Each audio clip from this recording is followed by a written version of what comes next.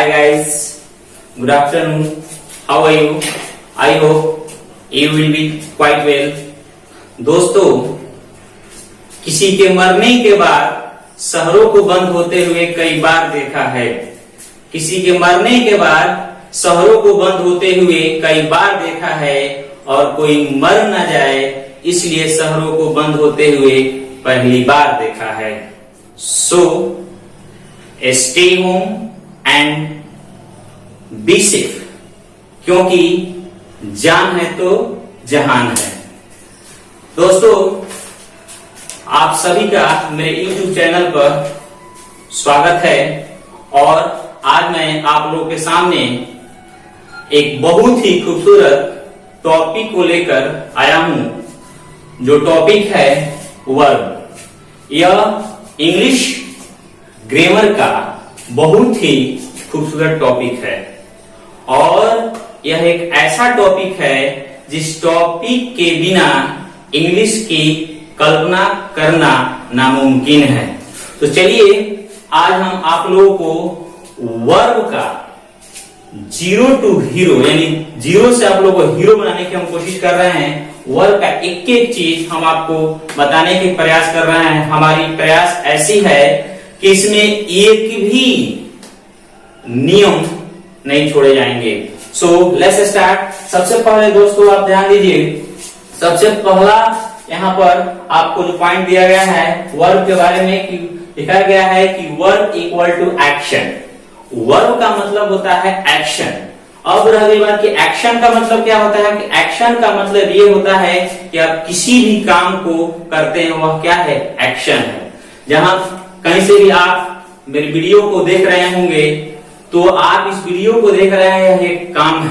मैं आपको पढ़ा रहा हूं, मैं एक काम कर रहा हूं। आप हंसते हैं, मुस्कुराते हैं, जगते हैं, सोते हैं, उठते हैं, बैठते हैं, यह क्या आपके द्वारा जो भी काम होता है वह एक एक्शन है। और दुनिया का ऐसा कोई भी सेंटेंस नहीं होता है जिसमें कोई ना कोई वर्ब ना आता हो। देखिए, वर्ब का जो डेफिनेशन होता है कहता है कि बहुत सारे डेफिनेशन दिए जाते हैं और हम एक छोटा सा डेफिनेशन आप लोगों के लिए यहाँ पर लेकर आए हैं जो आप आसानी से इसको समझ सकते हैं। यहाँ पर लिखा गया है कि verb is a doing word. Verb is a doing word, इसका मतलब यह होता है कि किसी भी काम को करने या होने की प्रक्रिया को वर्ब कहा जाता है। दुनिया में जितनी भी काम होती हैं उस काम को या तो किया जाता है या वह काम अपने आप हो जाता है।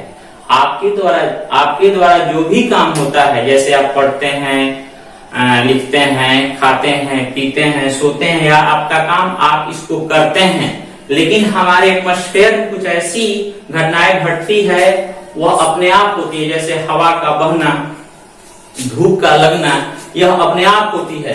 तो वही वर्ब जो है वह जो एक्शन है उसी को एक्सपोज करता है कि आप किस काम को कैसे कर रहे हैं। यहाँ पर देखिए, ये दुनिया में जितने भी वर्ब होते हैं उन सभी वर्ब को दो भागों में बांटा जाता है। पहला है एक्सिलरी वर्ब और दूसरा है मेन वर्ब। एक्सिलरी का मतलब होता है सहायक क्रिया और मेन वर्ब का मतलब होता है मुख्य क्रिया।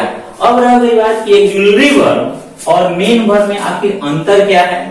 तो दोस्तों ध्यान दीजिएगा, एक्सिलरी वर्ब उसे कहते हैं जो वर्ब वाक्य में मेन वर्ब की मदद करे उसे एक्सिलरी वर्ब कहते हैं, और जो वर्ब वाक्य में मुख्य भूमिका निभाए उसे मेन वर्ब कहते हैं।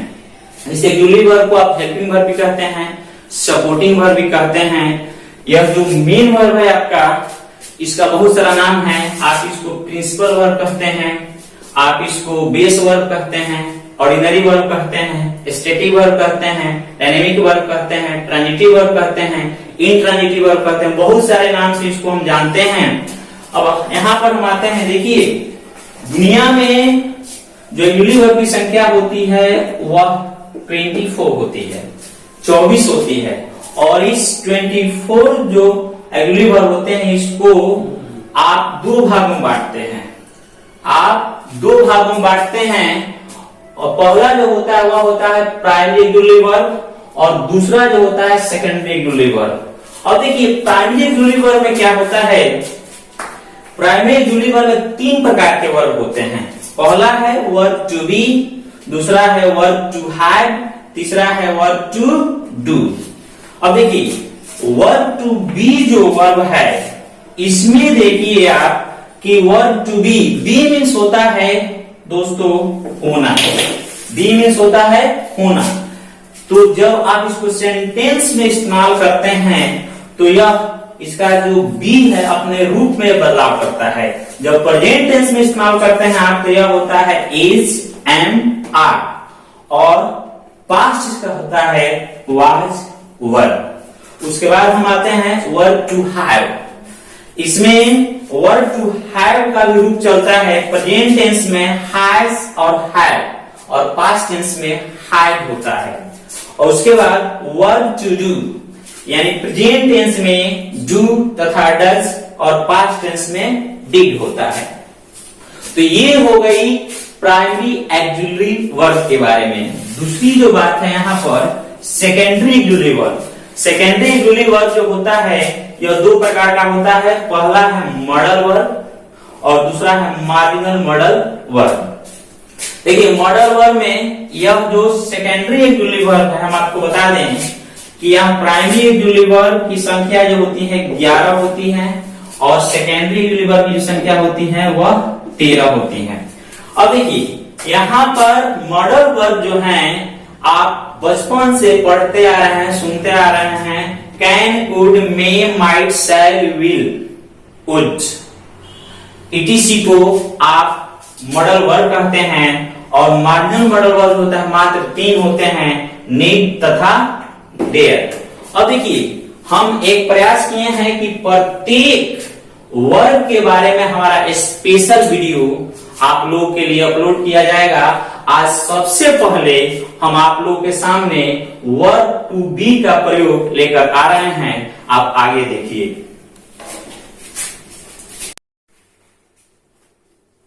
चलिए आइए हम लोग वर्ब जो चैप्टर है इसको आगे बढ़ाते हैं।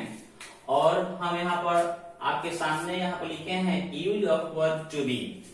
मैंने अभी आपको दोस्तों बताया था कि बी जो होता है बी का फॉर्म होता है इज, एम, आर, वाज,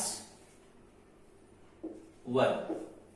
देखिए इसके लिए हम एक ट्रिक तैयार किए हैं जिसका नाम दिया गया है हॉट ट्रिक। हॉट ट्रिक में हम यहाँ पर एक ट्रिक दिए हैं आपको यू देवी। अब आप ये मत समझिएगा कि हम आपके गांव की किसी औरत की बात कर रहे हैं यू देवी, या आपके गांव की औरत कोई नहीं है, बल्कि एक ट्रिक है। ट्रिक ये है यू। आप इंग्लिश में वाई या यू तो जानते हैं, यू मीन्स होता है आप लोग, तुम लोग। उसके बाद दे, THEY, इसमें अक्सर हम लोग गलत कर देते हैं सेंटेंस बनाते समय। और WE, वी मीन्स हम लोग। अगर आपको कहीं भी ये 3 प्रोनाउन मिलते हैं तो उसके साथ आपको आर लगाना है या वर लगाना है। उसके बाद आई के साथ आप वज लगाएंगे या एम लगाएंगे।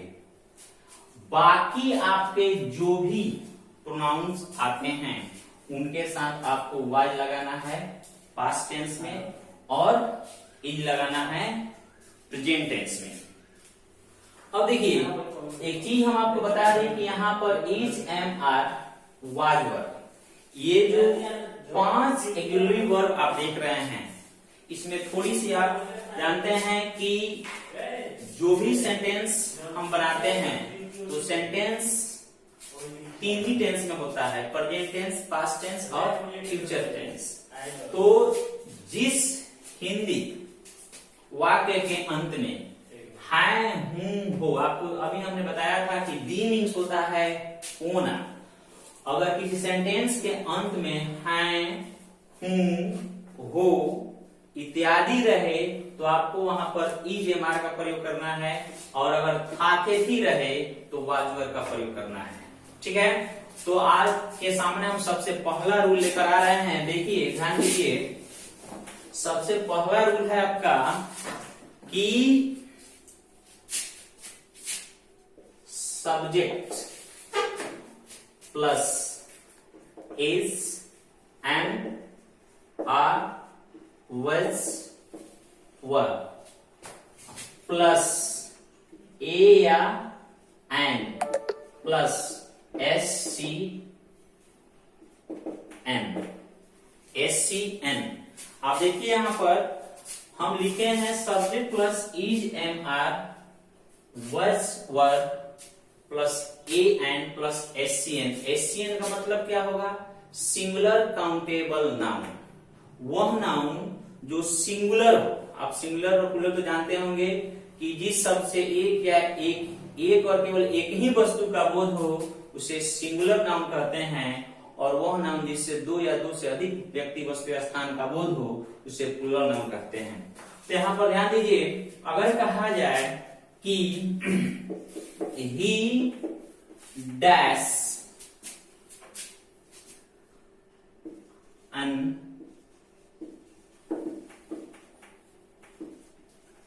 engineer, C dash a doctor, they dash यहां देखिए, आप देखिए कि ही डैश अन इंजीनियर, आपको यहां पर ई लगा सकते हैं और यहां पर आप वज भी लगा सकते हैं। ठीक, यहां पर भी आप ई लगा सकते हैं या वज भी लगा सकते हैं। अगर यही रहे आई dash a teacher, I dash a teacher, आप यहां पर ई लगा सकते हैं या वज लगा सकते हैं। अगर हम ये लिखें कि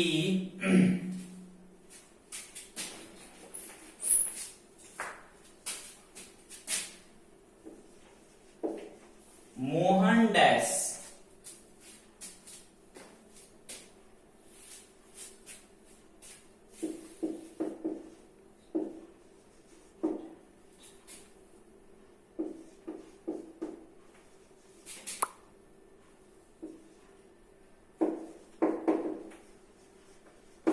क्या देखिए, Mohan dash I student before 2 years, आप यहां पर ये लगा सकते हैं जी नहीं। आप यहां पर अगर आपके मन में चल रहा है कि यहां पर इज लगेगा, दोस्तों यहां पर इज कभी नहीं लगेगा, यहां पर केवल और केवल वज लगेगा।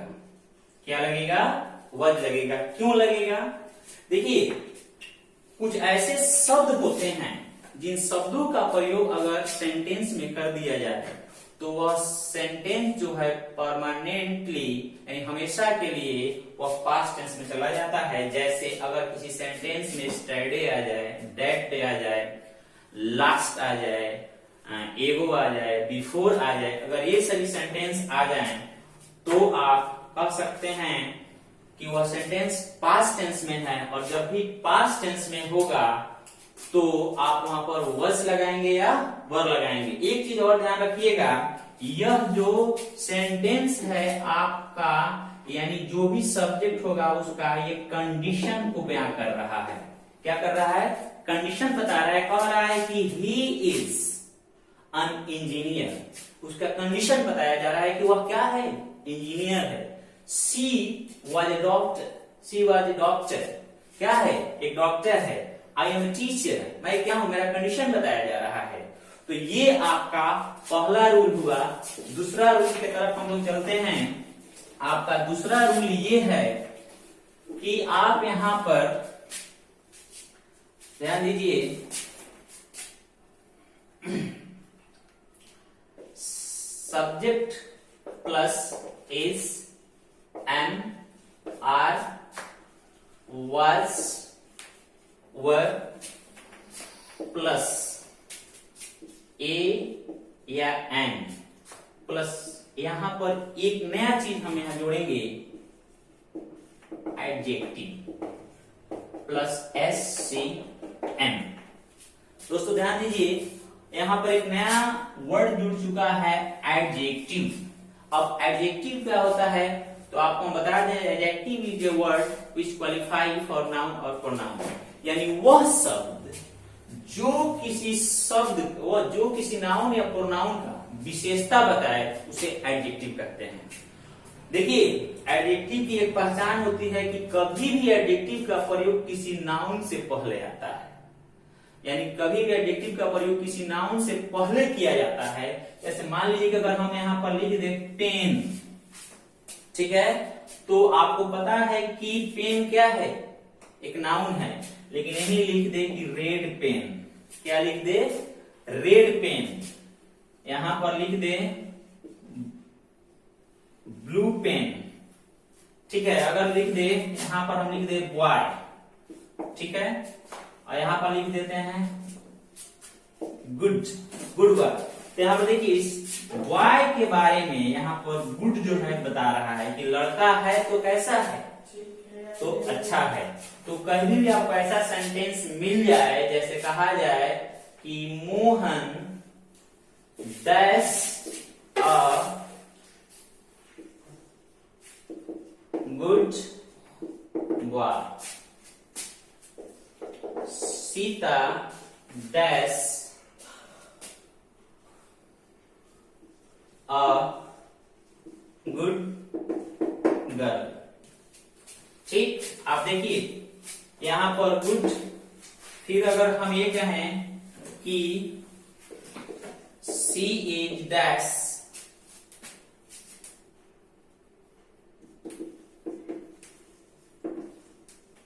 इंटेलिजेंट स्टूडेंट, आप देख सकते हैं कि यहां पर आपको क्या लगाना है, यहां पर यह एडजेक्टिव है प्लस यहां पर सिंगुलर काउंटेबल नाउन है, यहां पर आर्टिकल आपके सामने है ए है प्लस एडजेक्टिव प्लस यहां पर singular countable noun, a plus adjective plus singular countable noun. यहां पर हम देंगे आपके लिए एम, यहां पर देखिए अन प्लस इंटेलिजेंट यानी adjective plus singular countable noun. तो जब भी आपके सामने सेंटेंस का स्ट्रक्चर ऐसे मिले तो आप बेहिचक आप वहां पर वर्ब टू बी का प्रयोग कर सकते हैं। यहाँ पर इज लगा सकते हैं, इज लगा सकते हैं, वाज लगा सकते हैं, इज लगा सकते हैं, वाज लगा सकते हैं। ये हुआ आपका सेकेंड रूल। अब देखिए अब थर्ड रूल की तरफ हम लोग चलते हैं। थर्ड रूल आपका है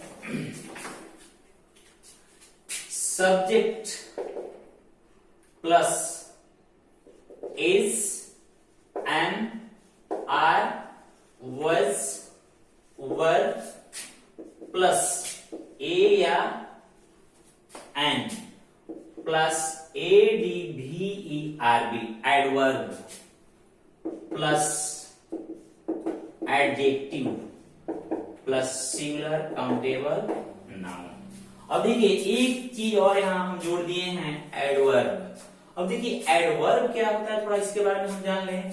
तो देखिए अभी आपने एडजेक्टिव के बारे में सुना कि एडजेक्टिव वह शब्द है जो किसी नाउन या प्रोनाउन की विशेषता बताए। बट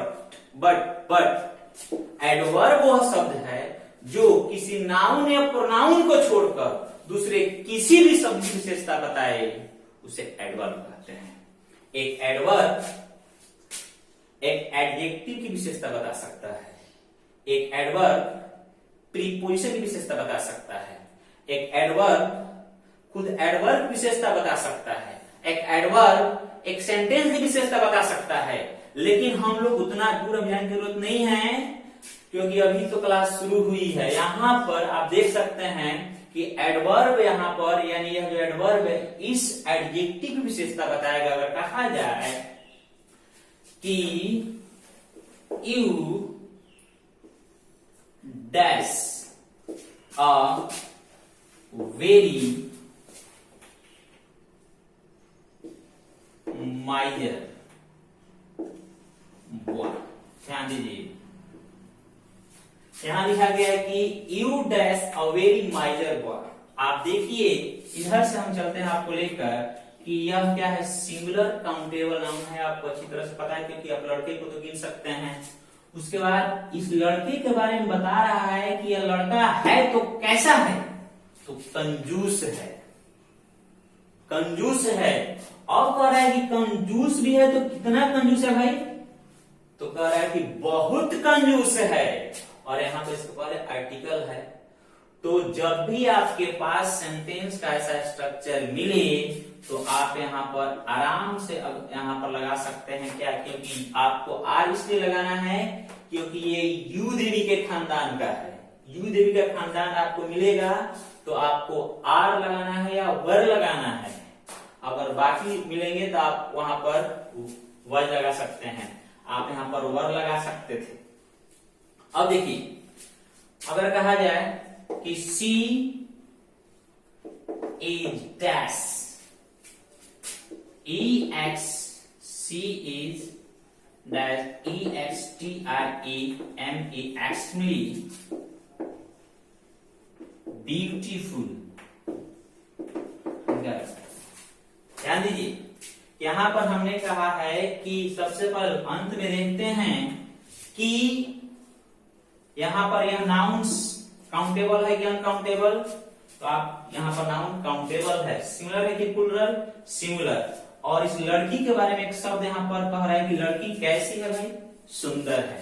और कितनी सुंदर है, तो अत्यंत सुंदर, इतनी सुंदर है कि सुंदरता का बखान नहीं किया जा सकता है।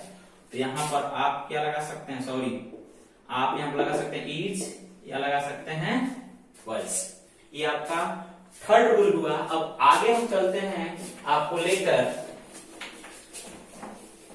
आगे आपका नेक्स्ट रूल है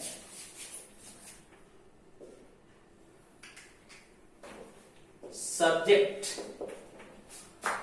plus is am are was were plus adjective. Adjective, अब यहां पर देखिए कोई नाउन वगैरह नहीं आएगा आपके सामने, अब केवल एडजेक्टिव आएगा। जैसे कहा जाए कि we dash poor, she dash rich, Mohan dash happy. ध्यान दीजिए, यहां पर है कि वी आयु देवी के खानदान का है, इसलिए आप क्या लगा देंगे, यहां पर आ लगा सकते हैं, या आप लगा सकते हैं वज लगा सकते हैं।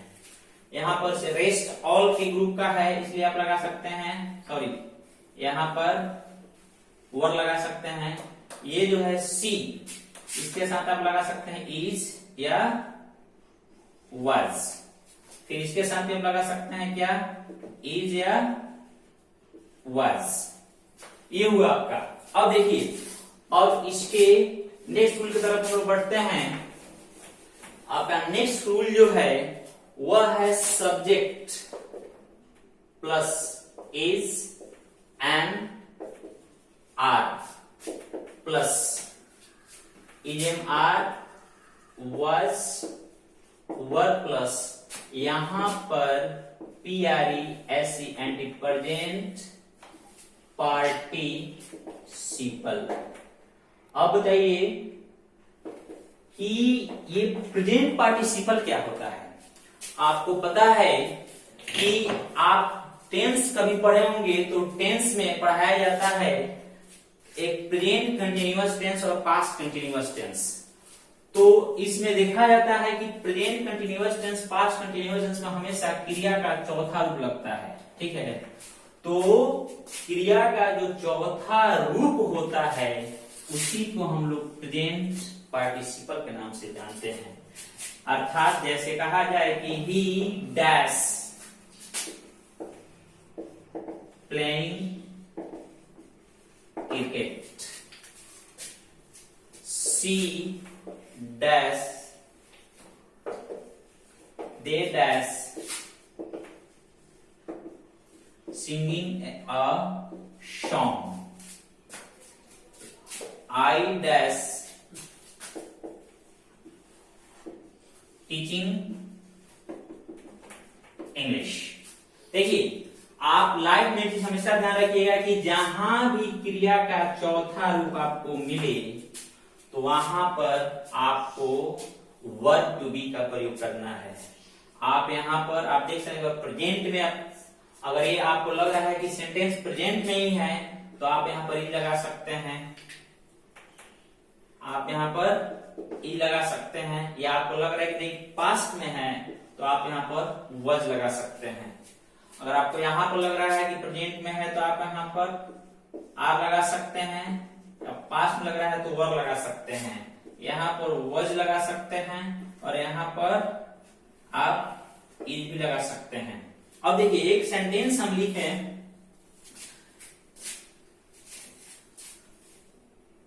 ही डैश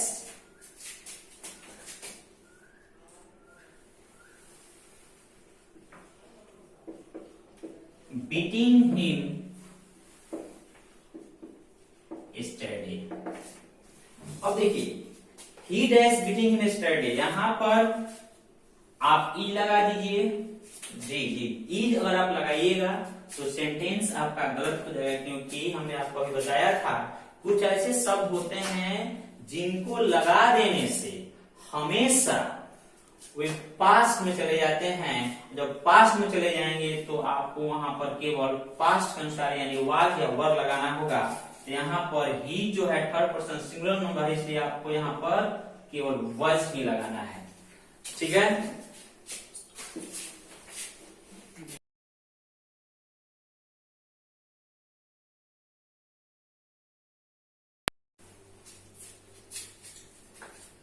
चलिए हम लोग नेक्स्ट रूल की तरफ बढ़ते हैं।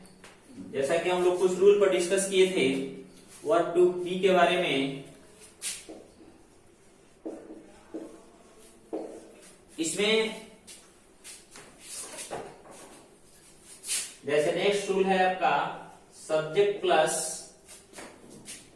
Is am are was verb plus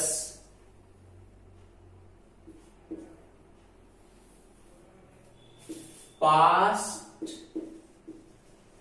participle.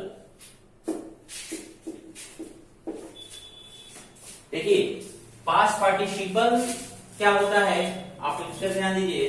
क्रिया के तीसरे रूप को, अभी हमने इसके पहले देखा था क्रिया के चौथे रूप को प्रेजेंट पार्टिसिपल कहते हैं और क्रिया के तीसरे रूप को पास्ट पार्टिसिपल कहते हैं। जैसे हम लोग बचपन से पढ़ते हुए आए हैं कि हमेशा इज एम आर के बाद क्रिया का चौथा रूप लगता है, लेकिन यहाँ पर हम आपको इज एम आर के बाद क्रिया का तीसरा रूप दिए हैं। जी हाँ दोस्तों, आप जब पैसिव वॉइस पढ़ते हैं तो पैसिव वॉइस में प्रेजेंट इंडेफिनिट टेंस जो सेंटेंस होते हैं उन सेंटेंसेज को पैसिव वॉइस में बनाते समय इज एम आर के बाद भी का प्रयोग किया जाता है। जैसे कहा जाए कि food is cooked, food is cooked. जैसे कि आप जानते हैं कि यहाँ लिखा गया है कि फूड इज कुक्ड, खाना बनाया जाता है। आप देख सकते हैं कि यहाँ पर V3 है और V3 से पहले यहाँ पर इज लगा हुआ है। फूड इज कुक्ड, खाना अपने आप नहीं बनता है, खाना बनाने वाला यहाँ पर माने food is cooked by Ram, by Shyam, by Sita, कोई व्यक्ति है। ठीक है, जैसे कहा जाए कि a song was sung by Sita, a song was sung by Sita. आप देख सकते हैं कि यहाँ पर लिखा गया है कि ये गीत सीता के द्वारा गाया जाता है। ठीक है, यानी यहाँ पर वाज के बाद आप V3 लगा सकते हैं, यानी इज एम आर के बाद आप V4 भी लगा सकते हैं और V3 भी लगा सकते हैं। अब नेक्स्ट रूल की तरफ हम लोग चलते हैं। हमारा नेक्स्ट रूल है कि नेक्स्ट रूल है आपका subject plus is M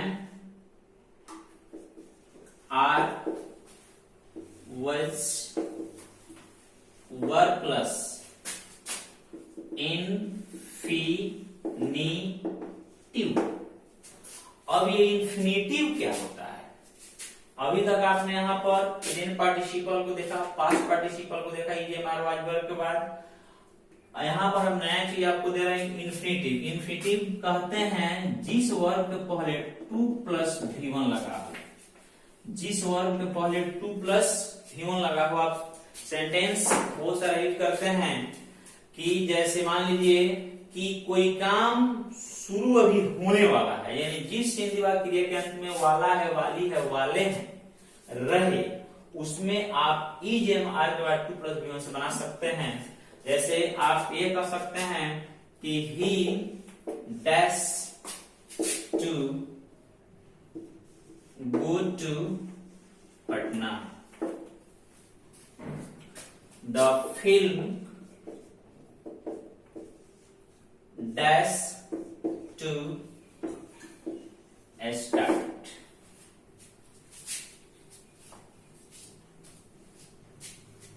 The film is dash to start. आप देख सकते हैं कि जब 2 प्लस V1 हो, 2 प्लस V1 हो, तो उसके पहले आप लगा सकते हैं, यहाँ पर ई लगा सकते हैं, फिर यहाँ पर आप वज लगा सकते हैं, यहाँ पर भी आप ई लगा सकते हैं, वज लगा सकते हैं। इसका मतलब हो जाएगा कि वह पटना जाने वाला है।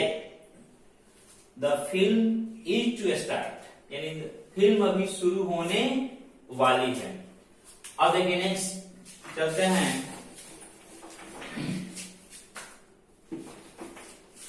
आपका नेक्स्ट जो रूल है वो आपका हो जाएगा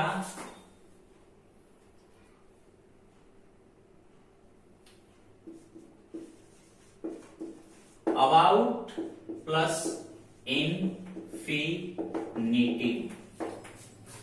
अबाउट प्लस इन्फिनिटिव।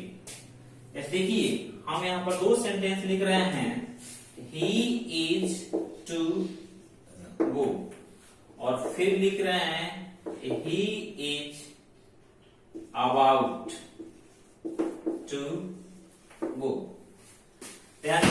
दोनों जो सेंटेंस है दोनों में थोड़ा सा अंतर है।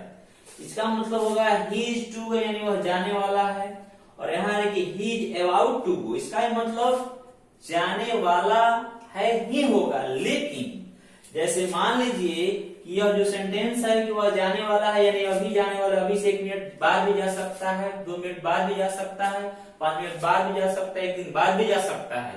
ये फिक्स नहीं है कि कब जाएगा। लेकिन अगर ये अबाउट टू जहां लग गया, अबाउट टू जहां लग गया, इसका मतलब ये हो गया कि अभी से बस 2, 4, 5, 10 सेकंड बाद जाएगा। एकदम कंफर्म है कि अभी से कुछ देर बाद जाने ही वाला है, वो जाएगा नहीं जाएगा। यहाँ पर आप अबाउट टू का प्रयोग कर सकते हैं। उसके बाद आप देखिए नेक्स्ट रूल,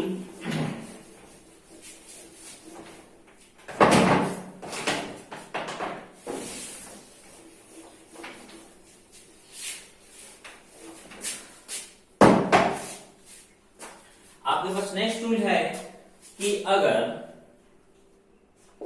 2 प्लस V1 हो, क्या हो, 2 प्लस V1 हो, इसके साथ आप केवल और केवल इज लगाते हैं, प्लस नाउन या आप यहां पर एडजेक्टिव कर सकते हैं। ये देखिए 2 प्लस V1 यानी इन्फिनिटिव का प्रयोग जब शुरू में होगा तो इसके साथ केवल ई लगता है। जैसे कहा जाए कि to teach dash and art. आप देखिए कि यहां पर टू टीच यानी यहां पर इन्फिनिटिव का प्रयोग 2 प्लस V1 का प्रयोग नाउन के रूप में जब किया जाए तो यहां पर केवल इज लगता है। ठीक, अगर ये कहा जाए कि to see dash easy, to say dash easy, आप यहां पर ई लगा सकते हैं। ठीक है। अब देखिए, अब अगर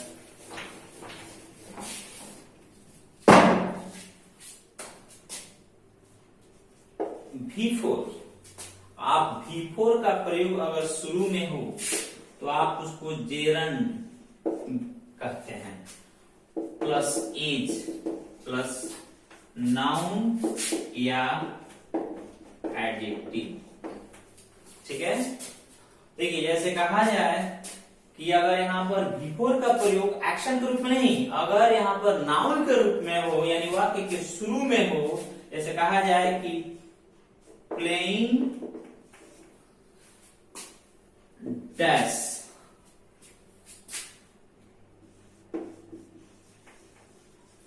नेसेसरी, प्लेइंग डैश नेसेसरी, यानी यहां पर देख सकते हैं कि प्लेइंग का प्रयोग यहां पर नाउन के रूप में किया जा रहा है, इसलिए आप इसके साथ इज लगाएंगे, प्लेइंग इज नेसेसरी। जैसे कहा जाए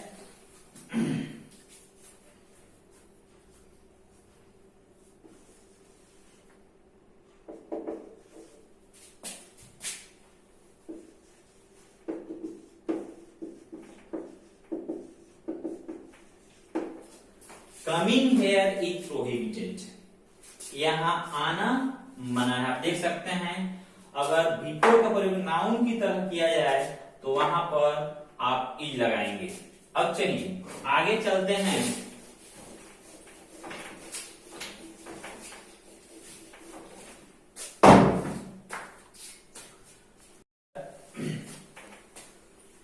किसी भी सेंटेंस की शुरुआत आई विश,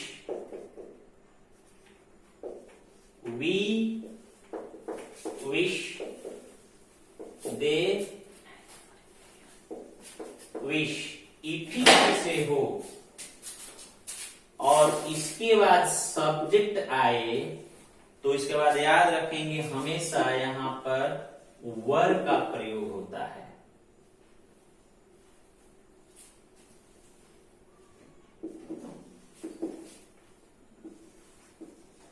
जैसे I wish I dash a teacher, I wish I dash a teacher. अगर आपको ये दे दिया जाए इज एंड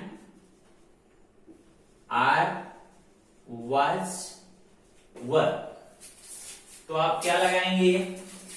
ये आई तो कहता है कि हम जानते हैं कि आई के साथ हमेशा क्या लगता है, एम लगता है और वज लगता है, लेकिन अगर सेंटेंस में I wish we wish they wish रहे तो आप भूल कर भी वज न लगाएंगे, यहां पर लगेगा केवल और केवल वर। और कहा जाए we wish we dash friends, तो इसके साथ भी हमेशा वर लगता है और इसमें भी वर ही लगेगा। नेक्स्ट आपका रूल है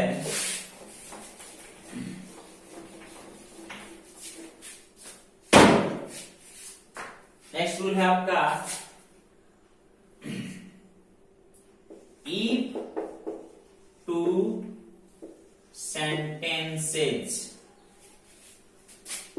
are connected with if, as if, as if,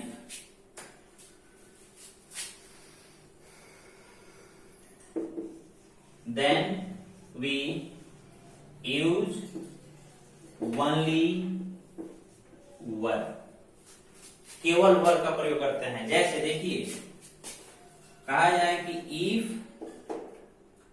I dash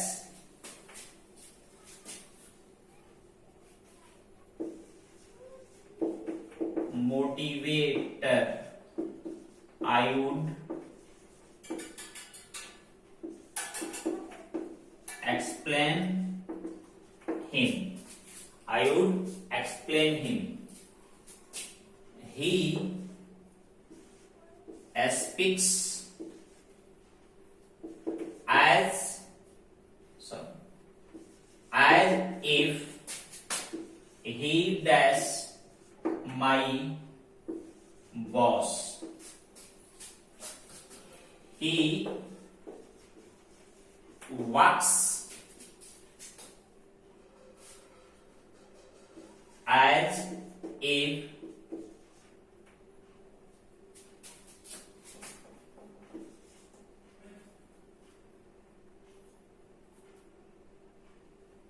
he dash